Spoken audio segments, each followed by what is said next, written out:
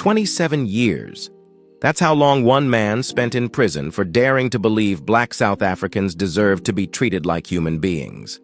And when he finally walked free, he didn't seek revenge. He became president and forgave his captors. This is Nelson Mandela's story, and it's nothing like what they taught you in school. 1918. A boy named Nelson Rolihlahla Mandela was born in Kunu, a small village in the Transkei region. His father was a counselor to the paramount chief. Mandela was royalty. But he didn't want the throne. He wanted something more dangerous: justice. By 1940, Mandela was at the University College of Fort Hare when he organized a boycott and got himself expelled. That fire, it never went out. He moved to Johannesburg, finished his law degree at the University of Witwatersrand, and in 1944, joined the African National Congress alongside Oliver Tambo and Walter Sisulu. But the ANC's peaceful protests weren't moving fast enough for Mandela. So in 1942, he helped launch the ANC Youth League, pushing for boycotts and direct action against apartheid, the brutal system that stripped black South Africans of every basic human right. Then came March 21, 1960, Sharpeville. According to historical records, South African police opened fire on unarmed protesters demonstrating against pass laws, documents black people were forced to carry to control their movement. 69 people were slaughtered, more than 180 wounded. Most were shot in the back as they ran. The South African government's response? They banned the ANC entirely and declared a state of emergency. Mandela realized something that day. Peaceful resistance wasn't going to work anymore. According to civil rights documentation, he helped form Umkhonto we Sizwe, the military wing of the ANC. It was a calculated decision. As Mandela would later explain in his famous Rivonia trial speech, he didn't plan sabotage in a spirit of recklessness, nor because I have any love of violence. I planned it as a result of a calm and sober assessment of the political situation. In 1962, Mandela was arrested, convicted, sentenced to 5 years. But that was just the beginning. While he was locked up in Pretoria, police raided the ANC's secret headquarters in Rivonia. They arrested the entire leadership and charged them with treason and conspiracy to overthrow the government.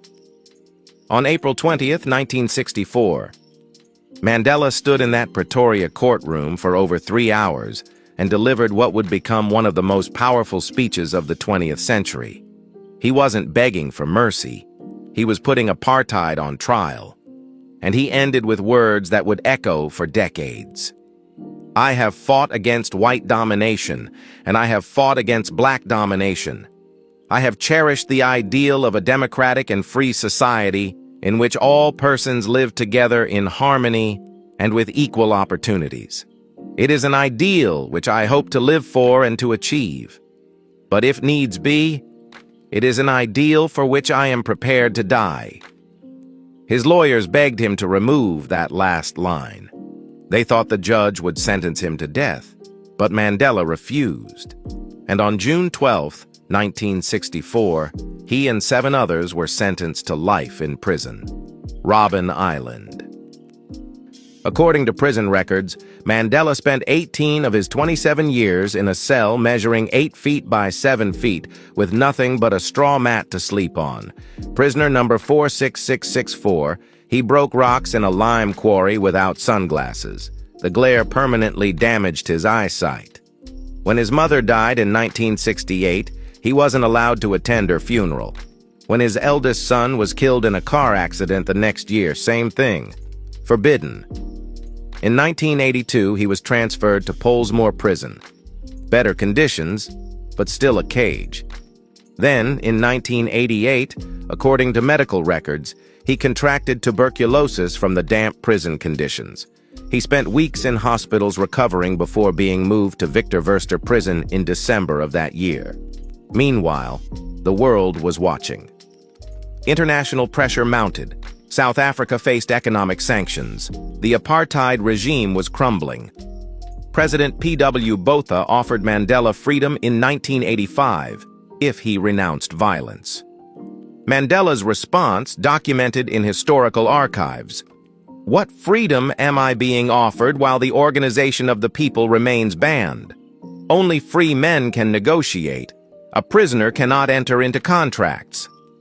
Finally, on February 11, 1990, after 27 years behind bars, Nelson Mandela walked out of Victor Verster prison a free man. 9 days earlier, President F.W. de Klerk had lifted the ban on the ANC. The anti-apartheid movement had won. But here's what makes Mandela extraordinary. He didn't seek revenge. In 1994, according to official election records, South Africa held its first multiracial democratic election. Mandela became the nation's first black president at age 75. And instead of punishing those who imprisoned him, he chose reconciliation. He created the Truth and Reconciliation Commission. He signed a new constitution that guaranteed minority rights alongside majority rule. In 1996, he went back to Sharpeville, the place where it all began, and signed South Africa's democratic constitution into law, full circle.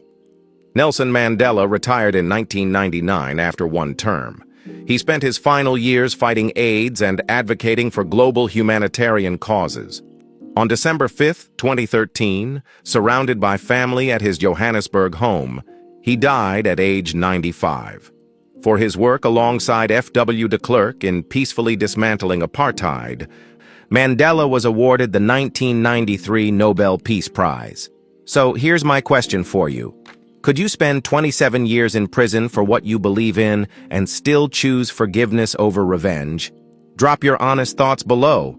If this story gave you chills, hit that follow button, because we're digging up the history they conveniently forgot to teach. And share this with someone who needs to hear the real story of Nelson Mandela, the man who proved that even after decades of suffering, hope and humanity can still win.